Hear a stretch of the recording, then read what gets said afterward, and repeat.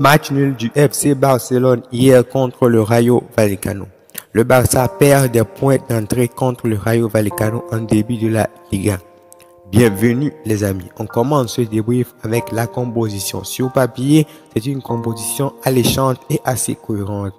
Mais sur le terrain, on a vu ce que ça a donné. C'est quoi les failles de ce FC Barcelone? On commence par les latéraux. Les latéraux du Barça ne sont pas au niveau.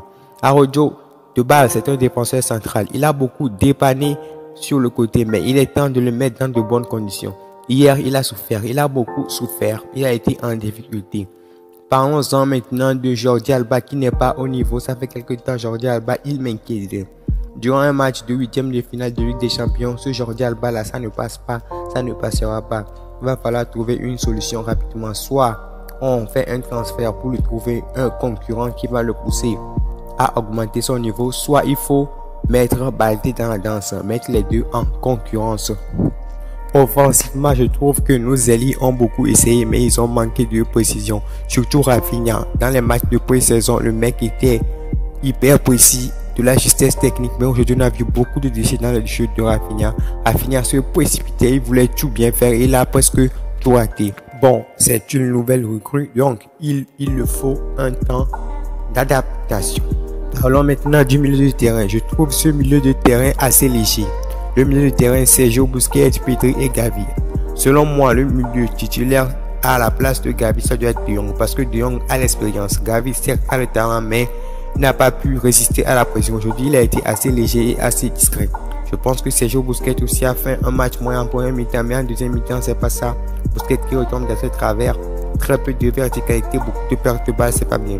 Même Pedri, on a vu déchets dans son jeu, mais on ne s'inquiète pas.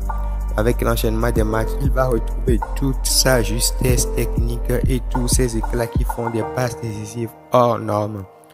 Pour moi, l'homme de ce match, c'est Ter Stegen. Sans Ter Stegen, le Barça perd ce match contre le Rayo 0-2. Voilà le Ter Stegen qu'on veut voir. Voilà le Ter Stegen qu'on veut voir tout au long de la saison en Ligue des Champions, en Coupe du Roi.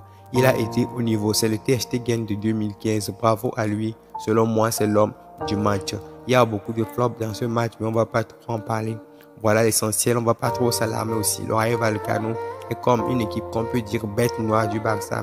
Donc on va pas trop s'alarmer, trop s'enflammer, dire que le Barça recommence ces trucs, ces conneries de la saison dernière. Non, il faut attendre, on va voir sur 5 et 6 matchs ce que ça va donner. Voilà la différence entre le Barça et un Real Madrid. Quand le Real Madrid se retrouve en difficulté contre une équipe qui n'arrive pas à gagner, vous allez voir l'intensité dans les 10 dernières minutes. Le Real Madrid donne tout dans les 10 dernières minutes pour pouvoir gagner. Mais le Barça hier, regardez, ils étaient assez calmes. Ter Stegen gazait le ballon assez tranquillement. Busquets était dans son fauteuil tranquille quoi. Il jouait comme si il gagnait déjà 2-0.